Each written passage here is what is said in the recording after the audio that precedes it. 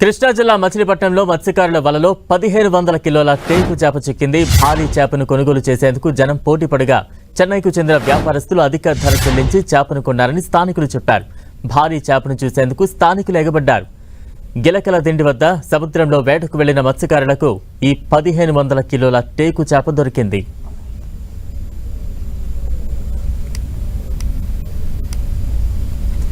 కృష్ణా జిల్లా మచిలీపట్నంలో మత్స్యకారుల వలలో 1500 కిలోల టేకు చేప చిక్కింది.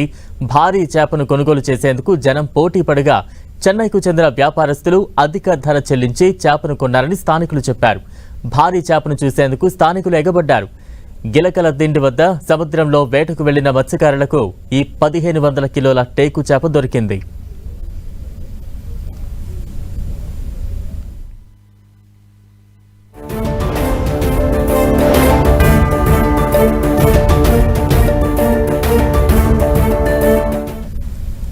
కృష్ణా జిల్లా మచిలీపట్నంలో మత్స్యకారుల పంట పండింది. 1500 కిలోల టేకు చేప మత్స్యకారుల వలలో చిక్కింది. ప్రస్తుతం ఆ దృశ్యాలు చూస్తూ ఉన్నాం. 1500 కిలోల చేప అంటే ఏ రకంగా ఉంటుంది అనేది ఇప్పుడు దృశ్యాల్లో చూస్తున్నాం. ఇంతవరకు ఎవరు చూసి ఉండని చేపలా ఇది కనిపిస్తోంది. ఒక పెద్ద క్రేన్ సాయంతో దాన్ని ఎత్తుతున్న దృశ్యాలు చూస్తూ ఉన్నాం.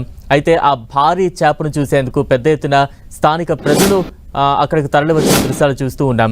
స్థానికులు దాన్ని కొనేందుకు పోటీ పడినప్పటికీ కూడా చెన్నైకు చెందిన వ్యాపారస్తులు భారీ మొత్తంలో దాన్ని కొన్నట్టుగా తెలుస్తోంది.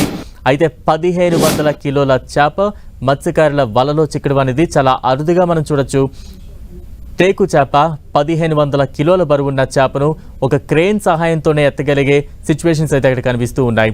ఆ చేపను చూసేందుకు పెద్ద ఎత్తున స్థానిక ప్రజలైతే అక్కడికి తరలి వచ్చారు. దాన్ని కొనేందుకు పోటీ పడినప్పటికీ కూడా చెన్నైకి చెందిన వ్యాపారస్తులు అధిక ధరకు కొనుగోలు చేసినట్టు తెలుస్తోంది. అయితే ఆ చేపను ప్రతి ఒక్కరిలో కూడా తమ సెల్ ఫోన్లో బంధిస్తున్న దృశ్యాలు చూస్తూ ఉన్నాం. 1500 కిలోల చేప అంటే ఒకరు ఇద్దరు లేదా 10 మంది ఎత్తగలిగే చేప అయితే కాదు. ఆ బరువును మోయాలంటే ఖచ్చితంగా ఒక క్రెయిన్ ఉండాలి. దాని సాయంతో దాన్ని అక్కడ నుండి తరలిస్తున్న దృశ్యాలు మనం చూస్తూ ఉన్నాం.